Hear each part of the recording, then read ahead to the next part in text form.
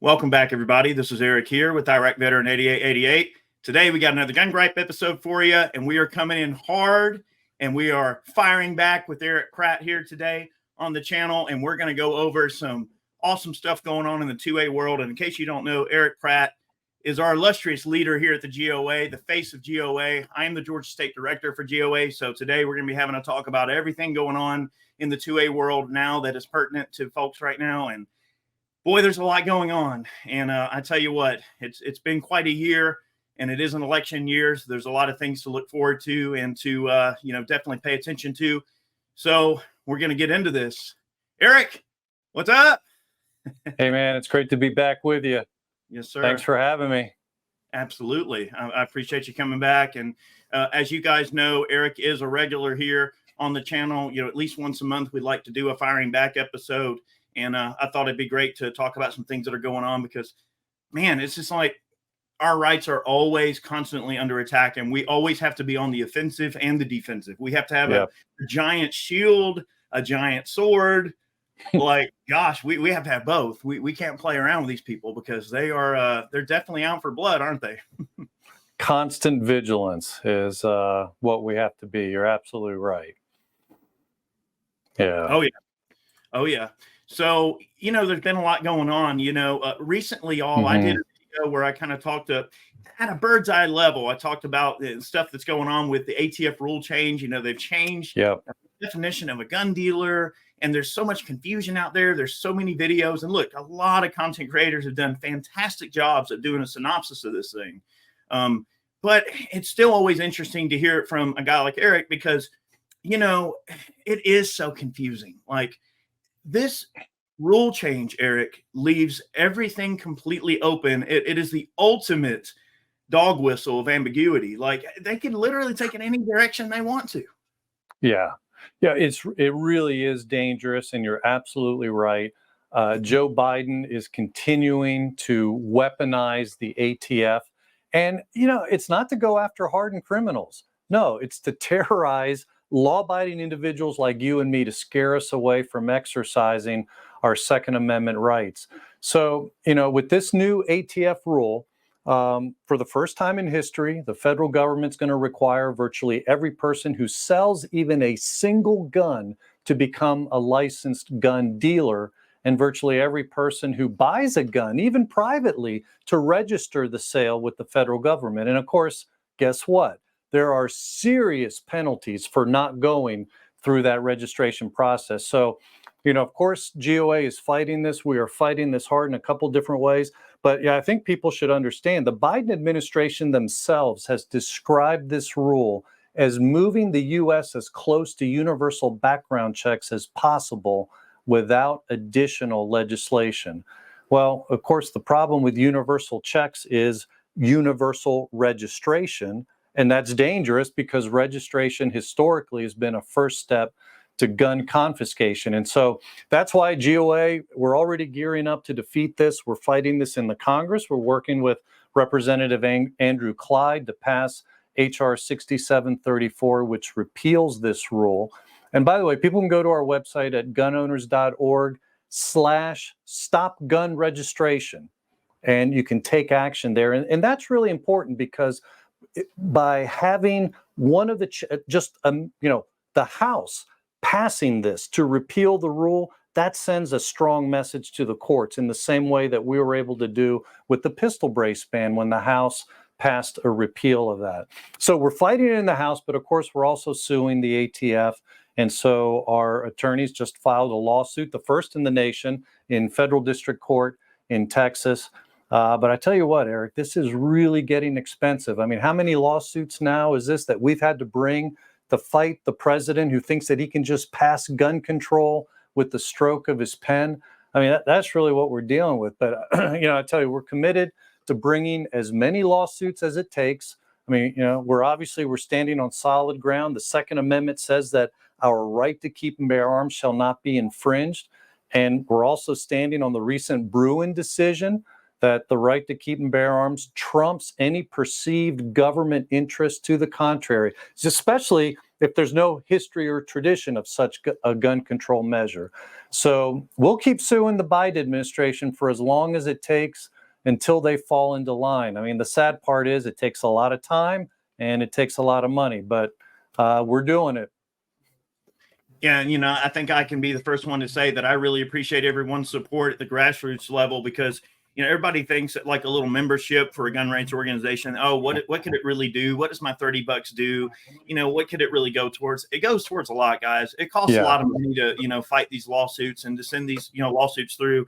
And no offense to our lawyers, but look, lawyers they charge, okay? I mean, like, it ain't easy, and they have to look through a whole bunch of different case law, and they got to do studies, and it takes a lot of effort for them to really develop their legal strategy to attack things. So, it's time consuming, and it requires resources, y'all. So we really appreciate all of you who choose to join GOA. Now, look, selfishly, I am the Georgia State Director. So if you're in Georgia, we'd obviously love for you to join GOA, because I really want to bump our Georgia numbers up as much as possible. I want Georgia to be the rock star state for GOA. That's just me being, selfish, of course. But no matter where you are in the country, you can join GOA and help in the fight. And really, keep things going for us on that front. Yeah, and just to pick up on what you're saying, Eric, I mean, I tremendously appreciate your viewers. I appreciate our members. Their contributions keep us on the front line so that we can be bringing court cases like this. And quite obviously, it's going to be the grassroots pressure that if we get a vote in the House to repeal this rule, that's going to be because of grassroots pressure right there. And again, people can go to gunowners.org/stop gun registration. The grassroots play such an important role. And when I say grassroots, I'm talking about average people, the viewers, moms and dads, who are members or who are activists, and, get our alerts and act on them. And I'll give you just an example. This past, back in December, you and I cut a video together, and we encouraged people to take action and send comments to the ATF against this rule back when it was initially put forth in draft form. And let me tell you, those comments made a difference because of the grassroots. Now, I know the ATF still issued the rule, but we've already won a lot of ground between the first draft of the rule, which was issued last September, and the most recent final version of the rule that was issued this past April. Because here's what happened. When the ATF published the first draft last year, GOA filed comments during the comment period, and so did more than 85,000 of our members, which was a tremendous show of force. And there was a good chunk of your viewership, Eric, which was responding to that video that we did together, and they were taking action and submitting comments. Well, all that caused the ATF to respond to our comments or change their regs 39 times based on our collective comments, 39 times. I mean, this is huge because those changes help protect gun owners while we're fighting this in court. I mean, again, we've already filed suit against this, and a lawsuit like this, I mean, it's going to take time, right? I mean, several months. So what happens in the meantime? Well, the ATF's going to be enforcing the rule all that while. They're going to be arresting people, putting them in jail. So the fact that they had to backtrack on particular issues where they wanted to bring down the hammer, that's going to keep people from being raided by the ATF. So all those comments that the grassroots, your viewers, our members, our activists were issuing has made a tremendous difference. And we're real pleased with that. I'm sure everybody remembers the episode that I cut about Mr. Malinowski and that, what I would consider an extremely botched ATF raid. And look, no matter what anybody feels about what the rules are, what the laws are, what he should or should not have been doing, what the ATF should or should have not been doing, if you just look at it simply as a tragedy, I mean, it's very unfortunate, right? I mean, we don't want to see anyone get put in danger, law enforcement, civilian, anyone, right? But we especially don't want to see, our law enforcement agencies weaponized against the very people, right? That really, at the end of the day, I'm pretty sure that Malinowski represented a group of people that you would certainly consider very law-abiding and successful. Right. He was successful in his career, working at that as a director up at that airport there, and I think that what happened there was very terrible and very tragic. And I think that when it comes to these raids and these no-knock warrants and red flag confiscations and all of these types of warrants that they hand down to confiscate guns, no matter what the territory it exists in, Eric, it's very dangerous because, there's been documented cases of criminals knocking on someone's door claiming to be law enforcement just to gain an upper hand of compliance. And then, there you go. You're a victim. They tricked you and you let your guard down and now they got the better of you. So what are you supposed to do? How do you know if someone, if you get woke up in the middle of the night, you heard a loud noise, is anybody at 1 or 2 o'clock in the morning going to have all of their wherewithal in place to be able to make as sound of a decision as they would if they were awake? I mean, you're stirred from sleep. You've heard a loud noise. There's yelling. There's stuff going on. I mean, okay, is that to say, did he hear anyone identify themselves as law enforcement? I mean, we see that the ATF covered up the ring camera when they made entry, and that's documented. And then the Arkansas AD over there requested the body camera footage of the ATF. And of course, I mean, is that ever going to come down? Are we ever going to get body camera footage?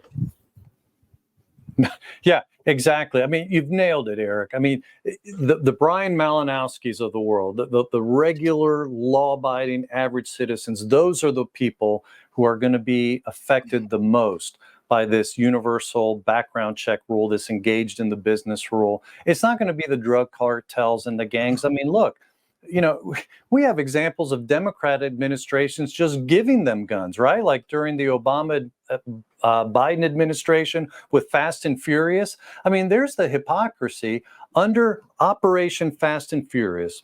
The Obama Biden administration sent guns south of the border. They green-lighted purchases to known criminals. And the official line was that the ATF was just tracking the guns back to the drug cartels. But, a lot of Mexicans were killed with those guns and a U.S. border agent. And the worst part of Fast and Furious during the Obama Biden administration was that ATF whistleblowers were saying that the carnage was intended to create an outcry so there would be calls for gun control here in the United States. I mean, how disgusting is that? The anti-gun left wants gun control so badly, they're willing to put guns in criminals' hands to create carnage that the left will then use to call for gun control. But, I don't remember anybody going to jail, at least in the administration, over Fast and Furious. I don't remember that, right? And you probably don't remember that either. So it's a bit much when the Biden administration now tells us that they need this universal registration rule to keep criminals from getting guns when they've been one of the biggest suppliers of illegal guns. So the whole thing is just hogwash. You're absolutely right to bring up Brian Malinowski. That should be a shot across the bow for all law-abiding gun owners, realizing, we're the ones who are really going to be targeted by this.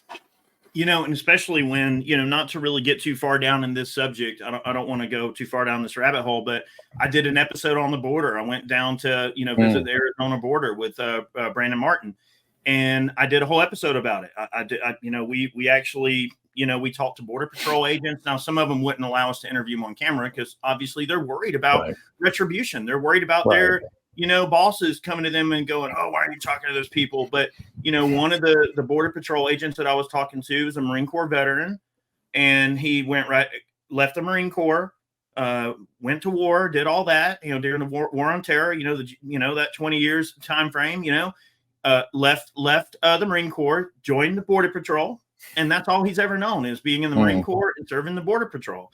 And he expressed a lot of, disdain and disgust for the way that all this stuff is being handled. And to think that these people would arm evil people that they know are going to do harm to civilians, that they're going to do harm to Mexicans, to Americans, and ultimately to, killing a Border Patrol agent. And how are our own government supposed to think of it? Like when you think about the Border Patrol, they're just people trying to do a job like anyone else, right?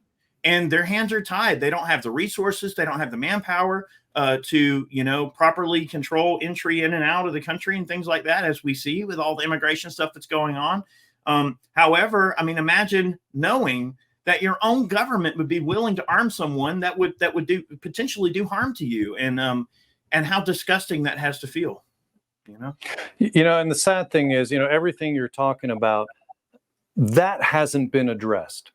And yet when Congress passed a gun control law in 2022, it was done with the help, by the way, of Senator John Cornyn. It would not have passed without his support. That's the law that the Biden administration is building their universal background check rule. They're engaged in the business rule. It's based on that law that Cornyn helped pass. And that law changed existing law in a significant way, because originally you had to become a gun dealer if buying and selling guns was your livelihood. But now under the Cornyn legislation, you have to become a gun dealer if you want to buy and sell guns and just merely make a profit. So it's a much lower standard. Now, there's still a big caveat in the law. The occasional buying and selling of guns does not require a person to become a gun dealer. That's according to the law. That's been the law for years and years and years.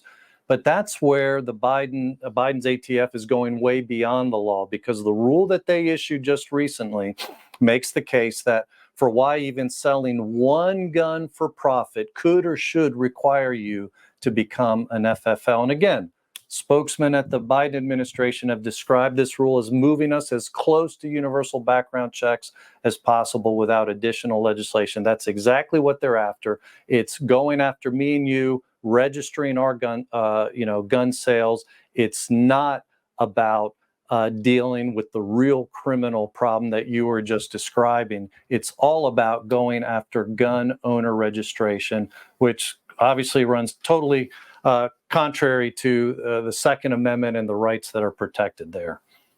I think there's something even more dubious at play. And I don't know if this is necessarily an angle that anyone has considered. This is sort of like a theory that I have. I think, Eric, that there's also some financial connotations with this. Okay. So think about all this inflation, right? We have debasement of our currency. We're printing money at an unprecedented rate.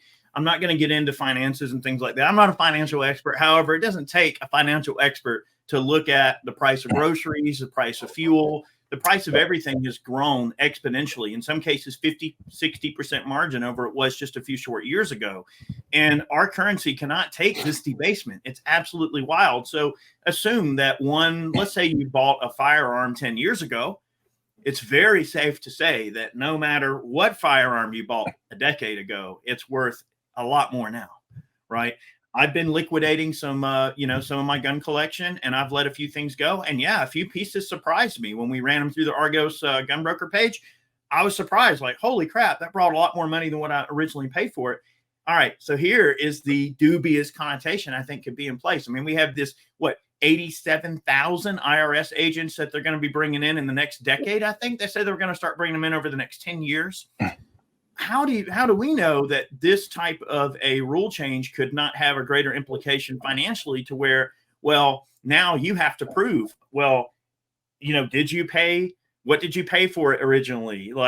Did you make a profit? Oh, well, if you made a profit, you have to pay, gains tax on that, and so it all comes down to tax ramifications as well. They know that firearms are an absolute cash cow and that they are an absolutely crucial commodity that, definitely is a great investment, right? People that have large firearms collections are sitting on a little miniature gold mine. If you've invested a few $100,000 in guns over the last 30 years of your life and you decide, well, I think I'll liquidate under the old rule, the occasional liquidation of a few guns here and there just to make some room in the safe is not a big deal. And it's irrelevant what you paid for it. It's your property.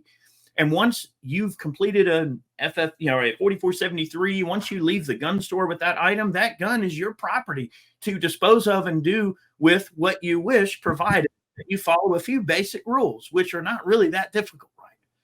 But they want to change it to where, well, if you make even $1 profit, we want to know about it. So I think this is a greater connotation than what we may even be seeing. Yes, registration. Yes, universal background checks. Yes, ultimately confiscation. Of course, that is one and very important aspect of it. But what about lawfare? What about, weaponizing the IRS against you to say, man, okay, we have I don't know, 500 firearms records where we show you, did XYZ. All right, now you have to go back and forensically prove to us what you paid for this versus what you sold it for. And guess what? If you made a profit, we want that juicy tax money right now. It's just, I think that's one of the greater implications for this, Eric. I think what you raise is right on point. It's all about the chilling of the Second Amendment. And they're doing this in many different ways. One of which, how ironic. On the one hand, they're going after existing FFLs and forcing them out of business, finding little mistakes and clerical errors. And in fact, GOA is involved defending dealers against this kind of abuse. But again, it's a lot of kind of, doing catch up, doing things after the fact. And of course, it, all costs a lot of money just to defend these dealers against, they haven't committed crimes, and yet they're having to fight for their livelihood. So on the one hand, the Biden administration is trying to put them out of business. And then how ironic here with this rule, it's actually encouraging individuals to become dealers. What? So that then the ATF can later go after them and put them out of business the way they're doing to the current dealers. On the one hand, an honest observer would say that makes no sense. On the other hand, we know exactly what's going on, and it's what you're saying. It's lawfare. It's meant to confuse, to make more difficult, to scare. If people really want to do this right, they may have to hire attorneys and tax accountants just to make sure that they're doing everything right. And of course, that's going to increase or the need to increase every sale of a firearm that they would want to sell from their private collection. And we're already hearing the horror stories from dealers who have been forced out of business. They were dealers. They're forced out of business for a clerical error. So they've transferred all their firearms to their private status. So now they own them privately. But now, what the ATF is telling them, you have to become a dealer if you want to start selling those guns. Some of the cases we've heard, these people are at retirement age. And so they were counting on those firearms to be their retirement. But now if they want to start selling these guns and making a profit, obviously, who doesn't want to make a profit when they sell something? They're in a horrid catch-22. They've just been forced out of business. Now they're being told to go back in business.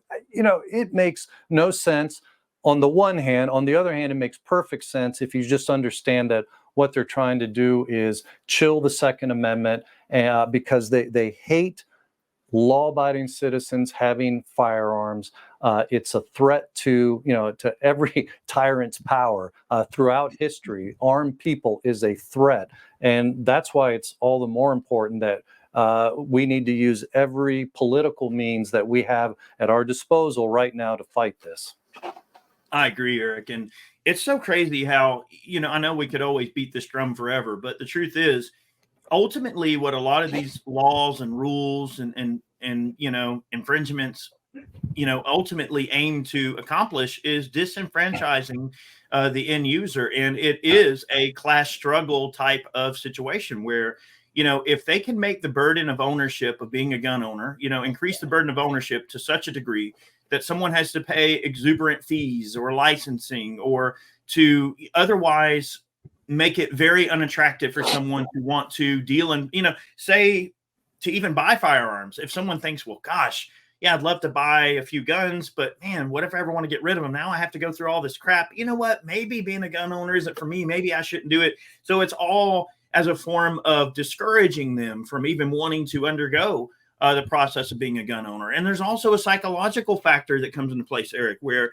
psychologically they are pinning a person down and saying, listen, if you want to become a gun owner, this is how society looks at you. It paints a negative picture for someone who wants to be a gun owner, who wants to exercise their right. Eric, could you possibly imagine, right, having to get a permit to exercise your First Amendment rights, to say what you want, right, to have to submit a draft of an article to some government agency for them to go, all right, well, we approve what you're going to say, or we're not, or to say, well, for every article you release, you have to pay a $200 tax stamp for this article because this is an assault article, right? So, this article has a certain amount of words in it.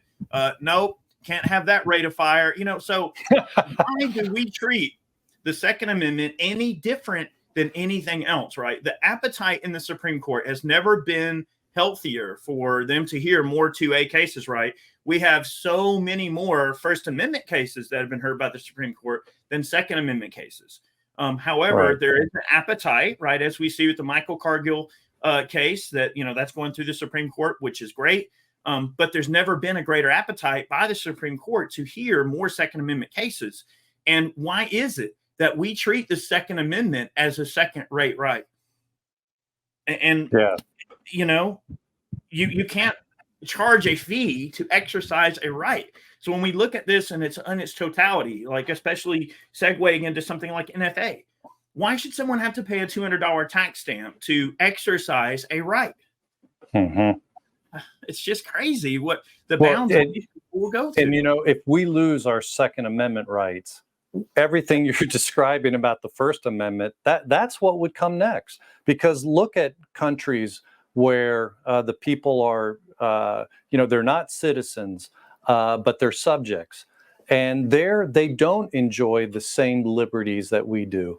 And so, that's why, Eric, what you're doing is important in terms of informing people. What we do, not only fighting in the courts, but we're activating people to put pressure, put heat on the Congress. I mean, that's how, just this year, even with all the things that are going wrong, and let's face it, Joe Biden has passed a lot of gun control with his pen.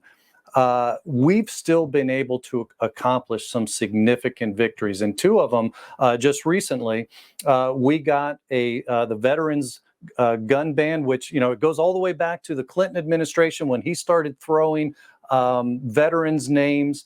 If they were assigned a fiduciary to handle their financial affairs, they threw their name into the NICS system as mental defectives. And so that's been going on for decades now, and we've been fighting it for decades. And more than 250,000 veterans' names have been put into the NICS system as a result. Well, we worked with pro-gun congressmen to get that repealed. Or to get at least to get the enforcement of it defunded, which is very significant now. So no more can they enforce, no more can they send veterans' names. And we even got confirmation from the VA. They have stopped sending veterans' names to the NICS system as a result of that legislation that we got passed. So that's one big victory. The other one, you mentioned all those new IRS agents, which we are getting, which is horrid. Well, we just got a funding cut for the ATF, $122 million, and the anti-gunners are pitching a fit. They are so upset because they're saying that's going to impede their ability to enforce gun control. And we're like, yes, that's exactly, because you only enforce it against the good guys, the Brian Malinowskis of the world. So stop it. We want to defund your agency completely. But hey, $122 million is a good first step. So there's good things happening. The fact that there are so many constitutional carry states now. At the turn of this century, there was one, Vermont. Now we're up to what's the latest number? 27. I should know this. 28. I'm losing count. So we are expanding this, and GOA has been involved in every single one of those states that have come. Vermont's always been, Vermont carry since the founding of our nation. But ever since, after Vermont, I think the first one was Alaska and then Arizona. So we've been involved in every state since then in getting this passed, getting these laws passed. So there are good things happening, and quite frankly, it wouldn't happen if it was just us trying to talk to legislators. It really makes a difference that there's people like yourself, Eric, that are informing people and kind of, getting the grassroots riled up. And we're giving, people the ammunition, the political ammunition, telling them where to call, where to send the emails, et cetera. All that is making a difference. And so, we are making headway. We're making headway in the courts. We're making headway in the legislatures. So there's things to be encouraged about. Heck yeah. So we definitely want to talk about the upcoming GOA summit. as well. I know that you and I had discussed that's coming up soon. So where can Yes. people get more information? Let's expand on that a little bit, Eric. And I'll be Yeah, there, of absolutely. course, guys. Okay. And I look forward to seeing you there. Yeah, the place to go is goals.gunowners.org. And GOALS stands quite simply for the Gun Owners Advocacy and Leadership Summit.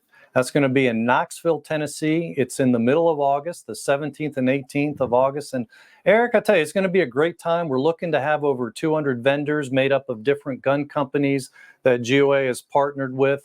All of them present there displaying their latest firearms. There's going to be influencers like yourself. I mean, it's going to be for gun owners like Christmas in August. But more importantly, we also want to educate and activate people to be better gun rights activists. You know, a gun rights activist is not just somebody who takes responsibility for handling their firearms safely and accurately, although that is super important.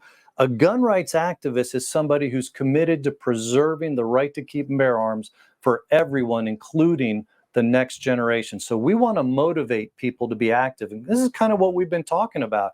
And that can take multiple forms. I mean, maybe for somebody, it's showing up for the first time on election day to vote.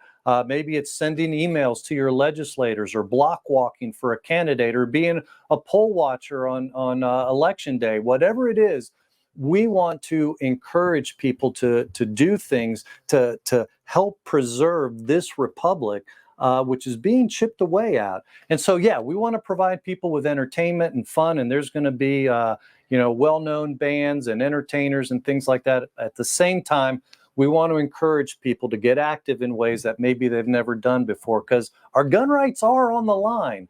And, we say it every couple years, Eric, but it seems like it's always true.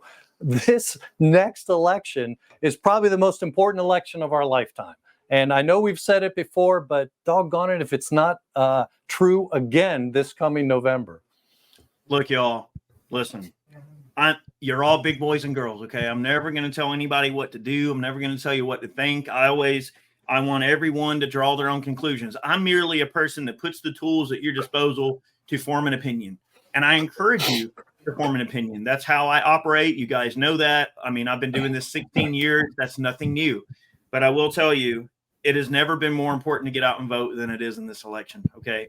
Listen, y'all, this election is going to be determined by about 65,000 people, y'all.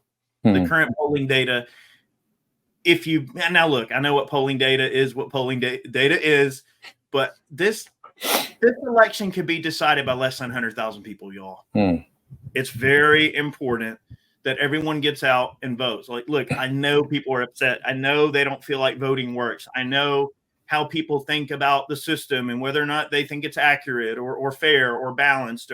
Look, no matter how you feel about the process, no matter how you feel about your government, no matter how you feel about anything, it's important that if you love guns, you must get out and vote. Okay. It's very important. It's never been more important. And I know every election cycle, people say that, oh, this was the most important election ever. I get it. Trust me. I understand. After a while, you go, yeah, we heard that before, but listen, the truth of the matter is that every election is extremely important because it's going to set forth, the wheels in motion of what your country is going to go down the path of for the next 4 years. And 4 years is a long time. I mean, like, imagine being in prison for 4 years.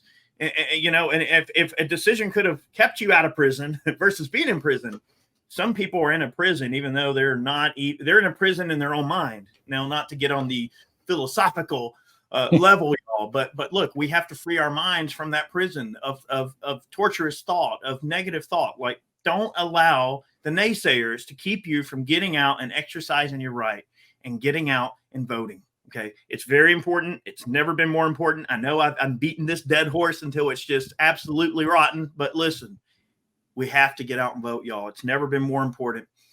So thank you for mentioning that, Eric. That's very important. A very important civic duty that we have is to vote, Eric. And, just a couple thoughts in response to what you just said. Imagine the next president replacing Clarence Thomas. He's been there a long time. I mean, I wish the man would live forever. I do pray for him and his health. I seriously do. But at some point he's going to retire in one form or another. And you don't want that to be our current president. And, the other thing, just in terms of response, and I know people feel a lot of times their vote doesn't matter, but, those victories that we were just talking about, whether at the state level, passing constitutional carry, or at the national level, where we actually had Joe Biden sign those two pro-gun victories. And the only reason he signed them is because we put him in a big funding bill, and he wasn't going to veto the whole bill just because of those two pro-gun provisions. But keep in mind, those victories were only accomplished because there were pro-gun people that were voting those congressmen into office. So, I mean, there's good people getting elected. But if their constituents had just said, voting doesn't matter, I'm just going to stay home, we'd still have the veteran gun ban, and we would still have an extra 122 million for the ATF to play with. So we're chipping away at this gun control kingdom that's been erected. And the only way we do that is by putting good people into office. So, the other side would just love it if we took ourselves out of the game and say, my participation doesn't matter. No, we need to get involved. And, if you're worried, as I am, and you are, Eric, about the integrity of elections, then be a poll watcher. That's, we can't worry about the things that we can't control. I mean, there's a lot of things in this world we can't control, but then there are things that are within our realm where we can influence and we can do something. And, even if it's only a little bit, that's what we need to do.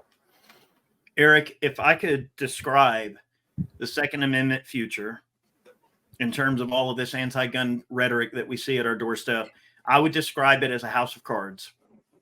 And we're gonna flick the corner, and the whole house is gonna come crumbling down, and we're gonna set it afire and ablaze, and that's gonna be, that's gonna be it. And I'd like to foresee that as being, the future. And so let's talk about the future briefly. I know that we're probably kind of getting towards the end here, but what does the future look like for the Second Amendment? Let's just say the immediate future, like this year. What are some of the things that we would like to see accomplished? I mean, beyond surviving through election day, but beyond that, what do we want to see? Do we want to see the Supreme Court really hand down some doozies? Is that where we're going to gain some traction? Is it the states battles we're going to gain traction? Are we, handling federal stuff?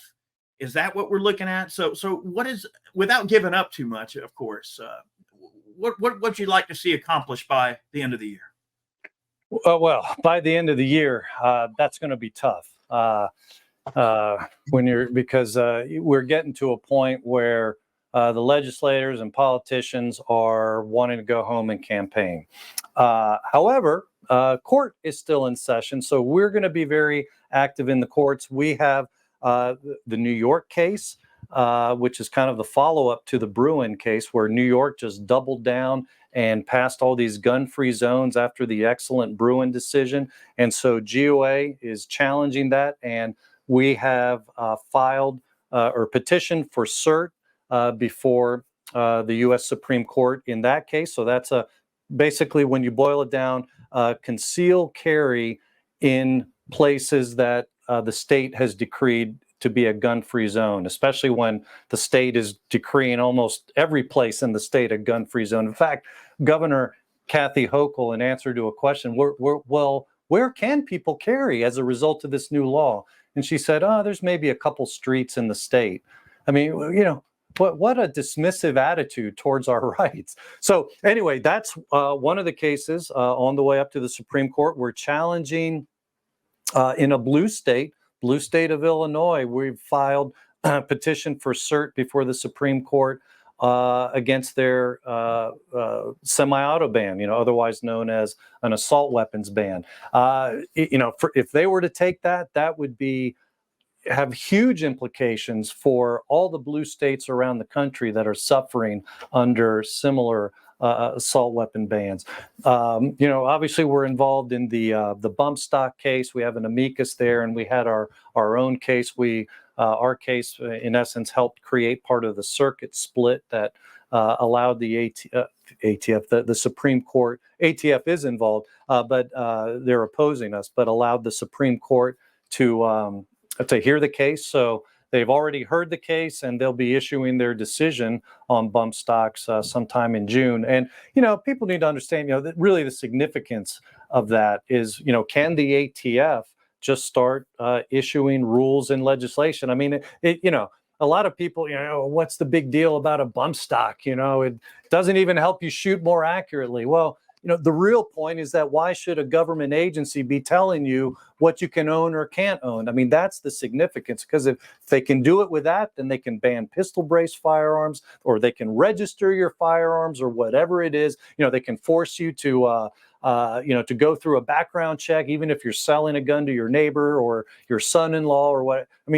So there's a domino effect. So all these cases are really important. All these cases, long answer to your question, probably the biggest way we're going to be involved. And so this is one way people can really help us, is just by helping support these cases that we're involved in. But, we're going to fight it, like I said earlier, on all fronts: state legislatures, Congress, and in the courts.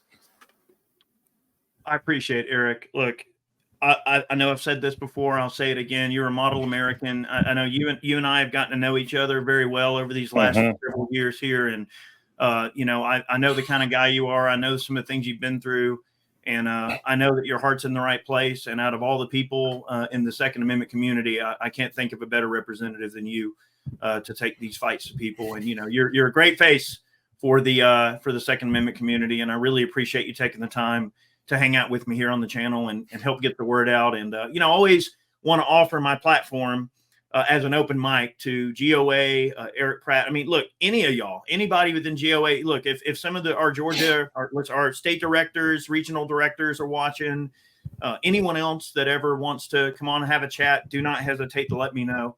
If there's something going on in your state and you want to, bring greater awareness to it, y'all always have an open mic with me. Y'all know that. So don't ever hesitate to let me know. But I appreciate you. Well, Eric, I'm truly humbled by all that, and especially coming from you, because I have a lot of respect for you and all that you've done and are doing. So thank you very much. And I do appreciate your friendship. And thanks for giving us an avenue to, help spread the word and get people involved. Because, as much as there's a fight, good thing, I just want to encourage people, good things are happening. We're also winning. I mean, we're sticking it to the anti-gun left, and they're squealing. I mean, they're upset about the fact that in a Congress that half of which is owned by Chuck Schumer, and they have the presidency, we were still able to get 2 huge pro-gun victories. We've read the things that they've been saying, and they are ticked about that. So, that kind of victory only comes about by, they got to hear the chirping from the grassroots. We can't do this alone. Eric, you can't do this alone. We need everybody's help. So I'm very grateful for that. This isn't just going out to empty airwaves. People are acting on it. And so that is really encouraging, and a very heartfelt thank you, Eric, to you and just for having me on with you. Absolutely, Eric. Thank you so much. We're going to wrap things up. And look, folks, I just want to say you can follow the link down in the description box below if you'd like to donate to GOA. We would definitely appreciate any support that you can throw our way. And quite selfishly, listen, if you're in Georgia, I would love to have you, on here in Georgia, because we want to see those Georgia numbers get bumped up. Now, the link that's in my description box below, it is unique to me, but I do not receive any compensation in relation to you signing up for your membership. So I receive $0. That's not what that's for. That's merely so that GOA can know that I sent some love their way, that y'all came through me. So not that necessarily matters, but we try to keep track of it. And so we would love to have you as a member. If you're not a part of GOA, we'd love to have you, and we'd love to have you in the fight. And we would love to see you in August up in Tennessee there. So I will be there for the Goals Summit there. So can't wait to see you guys there. I'm sure we'll figure out some cool shenanigans. 200 plus vendors. That's going to be amazing. So listen, y'all, thank you so much for watching today's video. And again, a big thanks to Eric Pratt for taking part in it. and we have so many more videos on the way. Guys, I got so many cool gun reviews. I've got so much crap going on, so many things in the pipeline. Trust me, we've got a lot going on. Yes, more meltdowns, more 5 guns, more gun gripes, more 2A updates. And listen, I'm just one guy, y'all. Bear with me. I'm getting to it, okay? We got a lot going on. I'm working my little tail off, okay? But thanks so much. And as capacity improves for me to take on more projects and get more filming done, I'm going to do it. It has been a little slower than I'd like to see, admittedly. But I do appreciate your support and being patient with me. We're getting the content out as quickly as we can. Y'all know Chad is very busy running Argos right now. You know, if you need Cerakote work done, he's definitely your go-to guy. So check him out. Call Chad over there at Argos. But between his busy schedule with Argos and my schedule, you know, we've been getting some good filming in. So I appreciate you guys continuing to support our efforts here on the channel. Many more videos on the way, and we'll see you soon.